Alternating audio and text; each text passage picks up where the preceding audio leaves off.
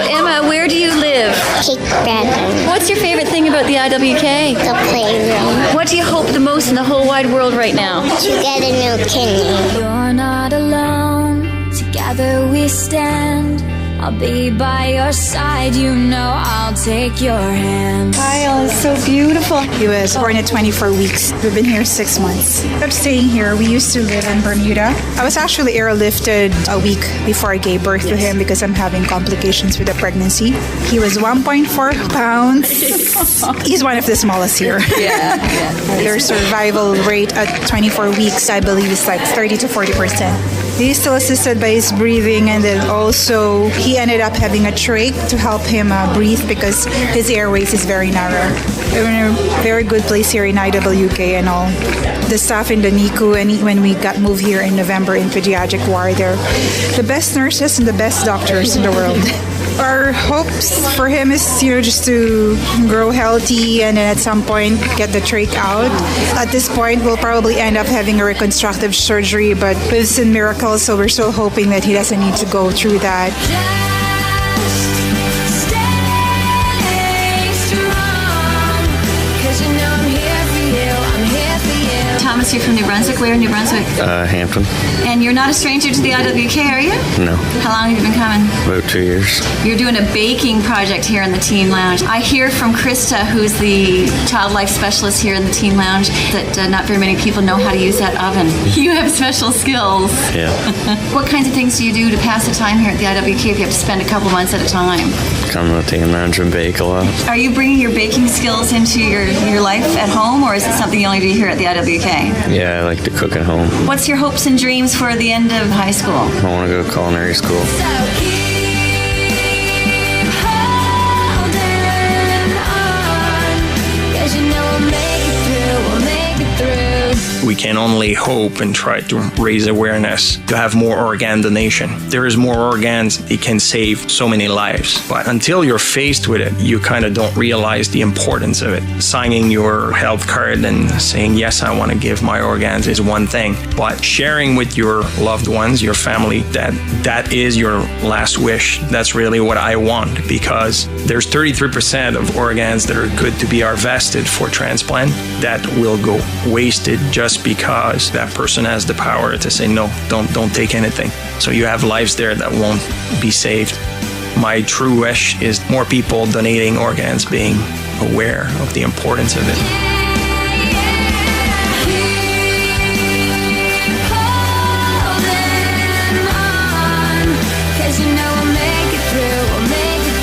Riley, how old are you? 13. What's your favorite thing about the IWK?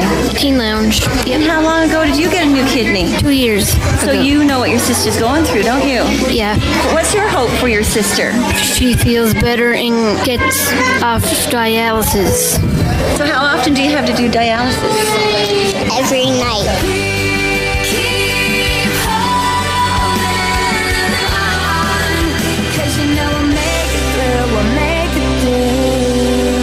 Please support the IWK Radiothon on C100.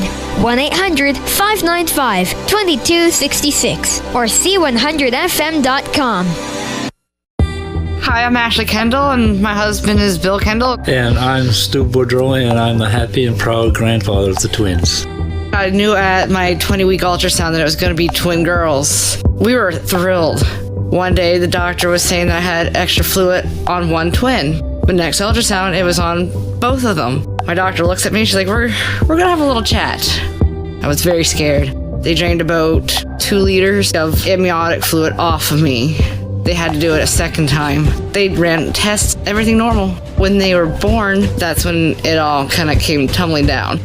Bill watched Sophia coming out into the world, and next thing you know, I seen her for not even a millisecond and she was out of my sight, and I was just stunned. I was like, why isn't she crying? And next thing you know, the room just flooded. Sophia, the firstborn, she didn't have trouble breathing, she just simply wasn't breathing. Know that you are worthy. they tried to put the tubes down to force the air down into her lungs. The tubes wouldn't go. Every available specialist in the hospital had arrived. They took her right away to the OR room and did a tracheostomy to get some air into her. 45 minutes she was without air. I actually ended up delivering Kaylee feet first. I was losing blood. She was going to be born with the same condition. Their condition is called laryngeal atresia. With a 3-inch blockage in their airway. Yeah. This type of birth had never occurred at the IWK before. All I could think is, am I really gonna have to say goodbye to them after I just said hello not even like 20 minutes ago? It was just amazing, the teams of nurses and doctors that fought that day with every ounce of their ability and knowledge to keep those 2 children alive.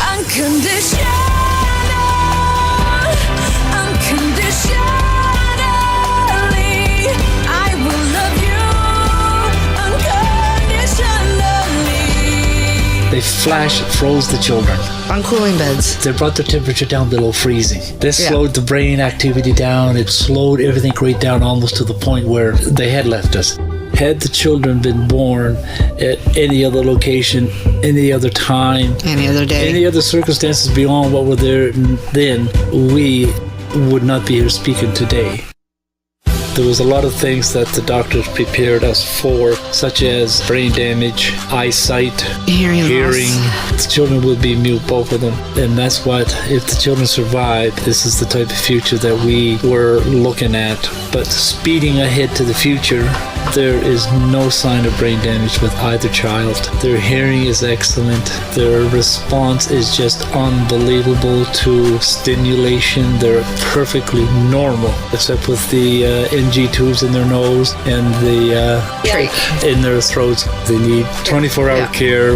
They came home from the IWK at 4 months.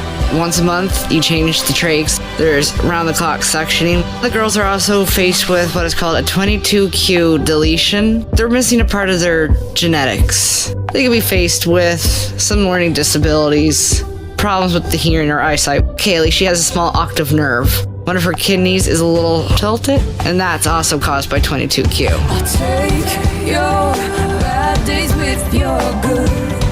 Walk through the storm I would. I do it all because I love you. I love you. I look forward to the day I can hear my granddaughters cry. Hopefully soon we'll have a surgery and I'm gonna hear them cry and tell me to get out of their room and stop touching my clothes and all this, and I can't wait. Open up your heart and just let it begin. Open up your